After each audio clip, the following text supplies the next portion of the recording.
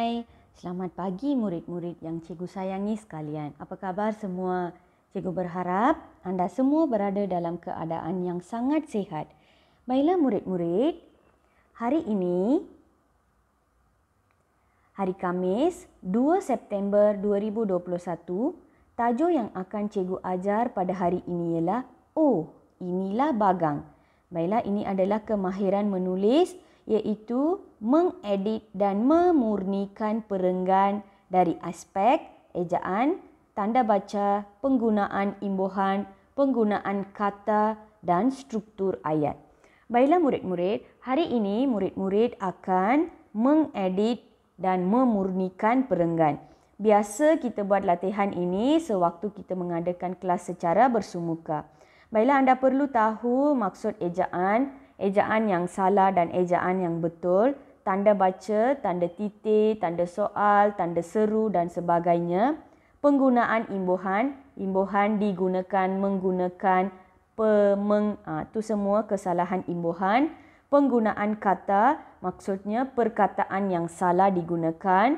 Dan akhirnya struktur ayat. Struktur ayat maksudnya ayat itu mengandungi kesalahan. Kita akan cari kesemua kesalahan ini dalam petikan yang akan cikgu tunjukkan sebentar lagi. Baiklah murid-murid, untuk membuat latihan ini, murid-murid sila rujuk buku teks Bahasa Melayu tahun 5 pada halaman 116. Sila keluarkan buku teks dan ikuti pembelajaran ini bersama dengan cikgu. Baiklah, mengedit dan memurnikan perenggan. Jika anda lihat buku teks Bahasa Melayu halaman 116, inilah paparannya. Inilah bagang. Baiklah, ini adalah teks yang diberikan dan anda perlu mengedit, kenal pasti kesalahan dan seterusnya anda perlu mengedit kesalahan yang terdapat dalam teks ini, iaitu kesalahan imbuhan, ejaan, struktur ayat, penggunaan kata dan sebagainya. Baiklah murid-murid, jika anda lihat petikan pertama telah pun diberikan. Contohnya, Lidim bercuti ke rumah bapa saudaranya.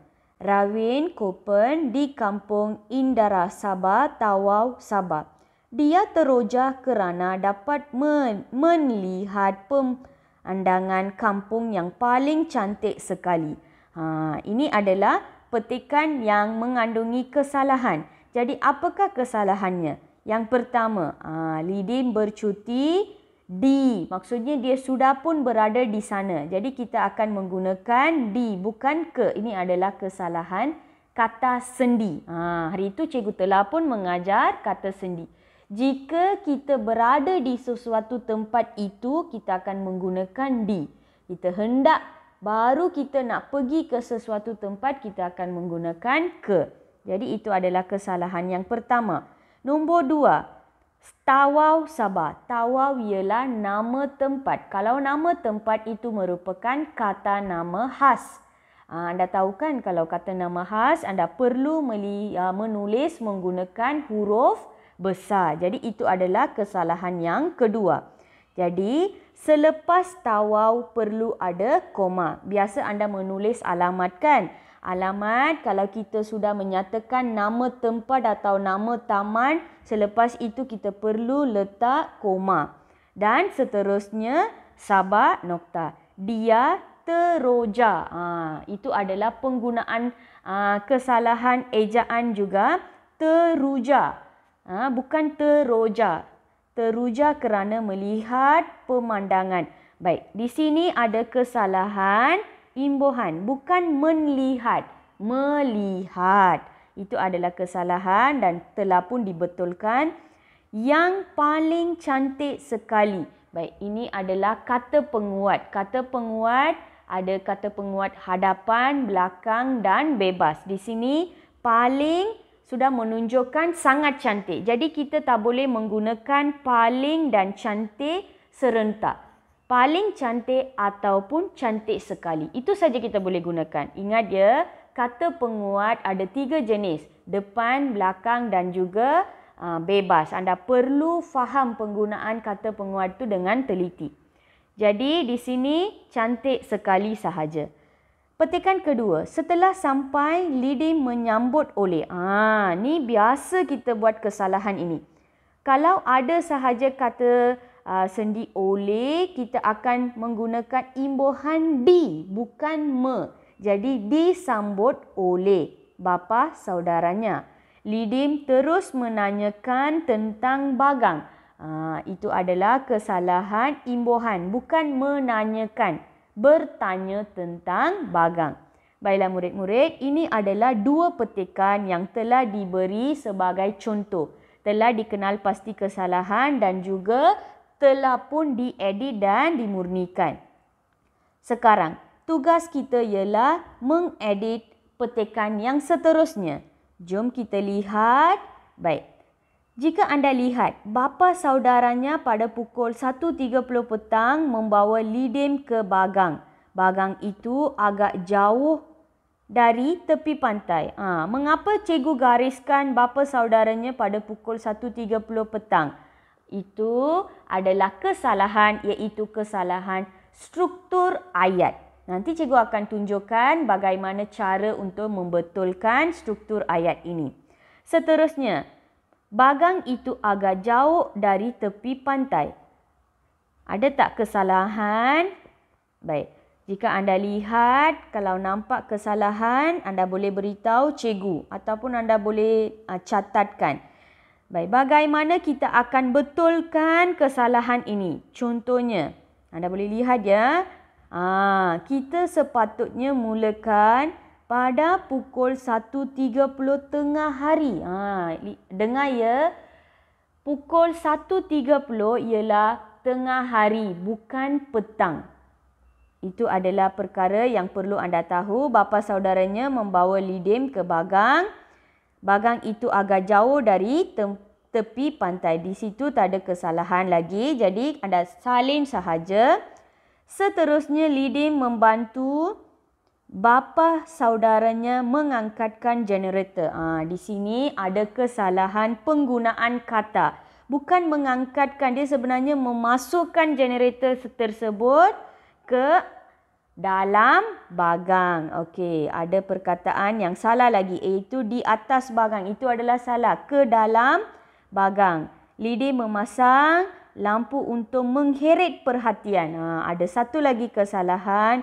Mengheret perhatian ikan bilis daripada dalam laut agar masuk ke dalam jaring. Apa yang salah?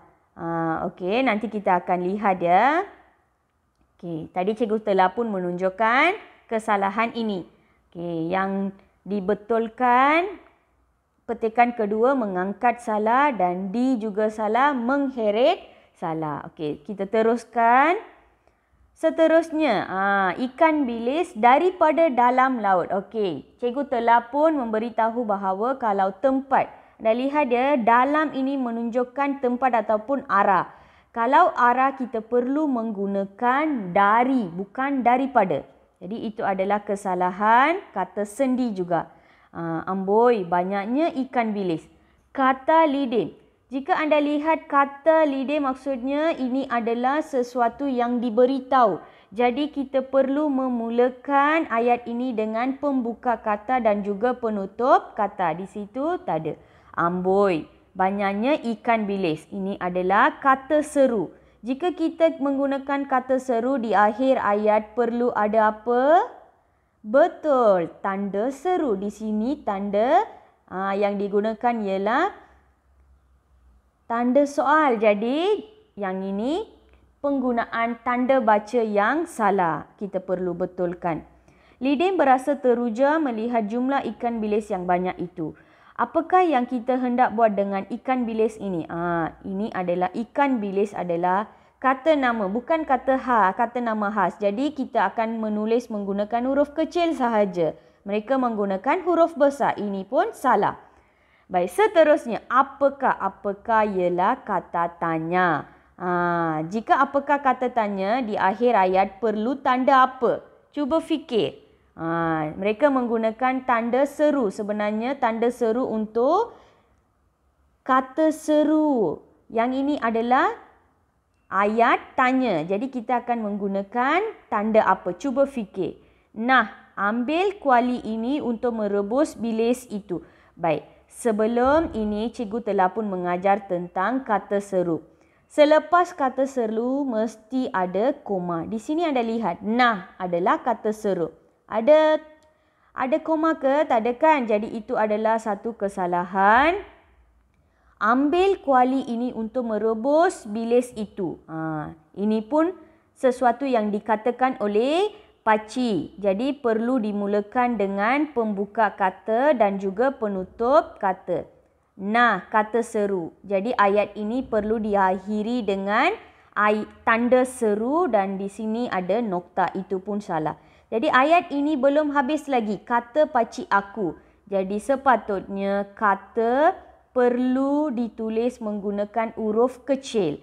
Selepas itu akhirnya. Akhirnya ialah penanda wacana. Sebelum ini pun cikgu telah pun menerangkan. Contohnya, pertamanya, selain itu, seterusnya. Semua ni adalah penanda wacana. Selepas penanda wacana perlu ada koma dan juga ikan bilis. Kesalahan yang sama diulangi semula. Ikan ialah kata nama khas. Bukan kata nama khas. Sebenarnya kata nama. Jadi, kata nama am kita menulis menggunakan huruf kecil sahaja. Dan seterusnya dibawa pulang. Dibawa perlu ditulis secara dekat dan bukan secara berasingan. Baik, sekarang cikgu pasti anda jelas kesalahan ini. Sekarang beginilah caranya anda perlu betulkan. Murid-murid, anda perlu membetulkan kesalahan ejaan semua. Selepas itu anda perlu gariskan kesalahan yang telah anda betulkan. Okey, nombor 2, yang telah diedit. Seterusnya, Lidin membantu bapa saudaranya memasukkan generator dan tong gas ke atas bagang. Lidin memasang lampu untuk menarik perhatian. Di sini menggunakan mengheret. Mengheret maksudnya kita tarik sesuatu. Bukan tarik, kita memasukkan ataupun itu adalah untuk menarik perhatian ikan bilis. Okay, seterusnya amboi. Anda lihat ada pembuka kata. Ada kan cikgu telah buat banyaknya ikan bilis. Ini adalah kata kata seru. Jadi kita akan gunakan tanda seru dan juga penutup kata lidim, nokta. Lidim berasa teruja melihat jumlah ikan bilis yang banyak itu. Baiklah, seterusnya tugasan anda. 2 petikan ini anda cuba buat dan edit dengan sendiri. Cikgu telah pun memberitahu kesemua kesalahan yang terdapat dalam teks ini bagi memudahkan anda membetulkan kesalahan tersebut. Baik, sila dengar penjelasan guru dengan teliti dan seterusnya edit dan akhirnya anda perlu salin petikan yang lengkap sama seperti dalam buku teks. Cuma anda perlu membetulkan kesalahan ejaan, kesalahan imbuhan, kesalahan struktur ayat. Membetulkan dan sila gariskan jawapan yang telah anda betulkan itu. Faham tak murid-murid? Cikgu berharap anda faham. Baiklah, tugasan hari ini. Pertama, menonton video. Cikgu telah pun memberikan penerangan yang cukup, saya rasa yang cukup baik untuk anda buat latihan hari ini. Yang kedua, mengedit dan memurnikan perenggan. Yang ketiga, selepas anda mengedit dan menghantar tugasan, anda membaca teks yang diedit dengan betul. Pertamanya anda edit dan hantar dulu tugasan tersebut. Selepas cikgu menyemak, anda boleh membaca dan menghantar audio bacaan anda. Murid-murid, cikgu berharap anda jelas tentang tugasan hari ini. Setakat sahaja kelas kita pada hari ini. Jumpa lagi minggu hadapan dalam kelas seterusnya. Sekian, terima kasih.